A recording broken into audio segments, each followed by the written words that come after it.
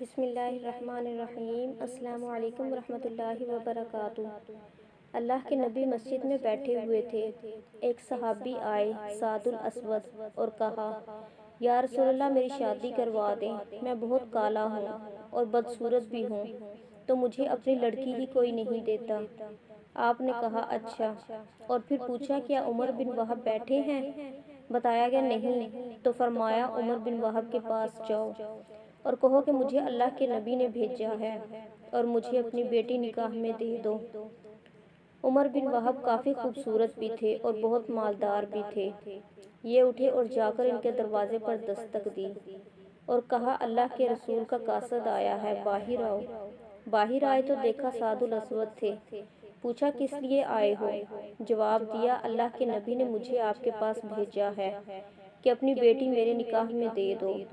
عمر بن وہب نے کہا جا جا، تجھے دوں گا اپنی بیٹی، تم غریب کو دوں گا اپنی بیٹی۔ سعد الاسود اسی قدموں کے ساتھ واپس آ گئے، لیکن عمر بن وہب کی بیٹی نے ساری بات سن لی۔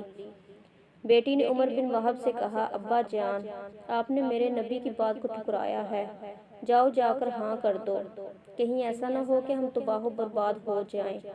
آپ نے میری خاطر انکار کیا ہے، نہ کہ میری بیٹی گزارا کیسے کرے گی۔ آپ جا کر ہاں کر دیں، میرے نبی کا حکم ہے، میں گزارا کر لوں گی۔ عمر بن وہب مجلس میں آئے تو سعد الاسود پہلے مجلس میں آئے بیٹھے تھے۔ اللہ کے نبی نے عمر بن وہب کو دیکھا تو کہا عمر بن وہب آپ نے تو ہماری بات ہی ٹھکرا دی۔ کہا یا رسول اللہ میں نے نہیں ٹھکرائی، میں حاضر ہوں۔ یا رسول اللہ آپ میری بیٹی کا سعد الاسود کے ساتھ نکاح پڑھیں۔ 400 درہم حق مہر طے ہوا۔ آپ نے فرمایا سعد اپنی بیوی کو لے جاؤ۔ کہا یا رسول اللہ پیسے کہاں سے لاؤں؟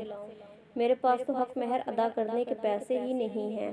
آپ نے فرمایا تم عبد الرحمن بن عوف کے پاس جاؤ اور ان سے کہو کہ اللہ کے نبی نے مجھے بھیجا ہے اور وہ تمہارا کام کر دیں گے۔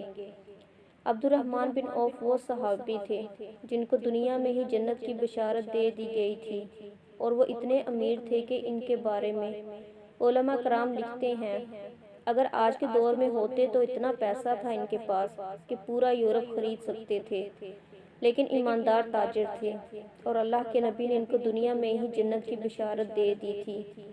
سعد ان کے پاس گئے، اللہ کے نبی کا پیغام دیا تو انہوں نے رقم کا بندوبست کر دیا اور 400 درہم سے زیادہ پیسے جمع ہو گئے۔ سعد نے سوچا 400 درہم تو بیوی کو حق مہر دوں گا، باقی میں بیوی کے لیے کچھ تحائف لیے لیتا ہوں، اور بازار چلے گئے۔ بازار میں داخل ہوئے تو اتنے میں اعلان ہوا کہ مدینے پر کچھ بدوؤں نے حملہ کر دیا ہے۔ جیسے ان کے کان میں آواز پڑی کہ مسلمانوں آؤ دفاع کرنے کے لیے، تو بیوی کے تحائف کا خیال ترک کیا، ایک گھوڑا اور تلوار خریدی اور لشکر میں گھس گئے۔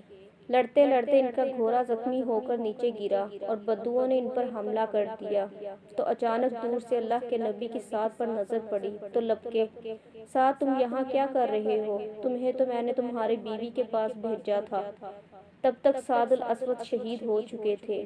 اللہ کے نبی سعد کی طرف لپکے، سعد کے سر کو اپنی جھولی مبارک میں رکھ لیا اور آپ کی آنکھوں سے آنسو نکلے گئے، سعد کے چہرے پر پڑ رہے تھے، اور اللہ کے نبی پیار سے کہنے لگے سعد تو کتنا پیارا ہے، تو کتنا خوبصورت ہے، تو کتنا خوشبودار ہے۔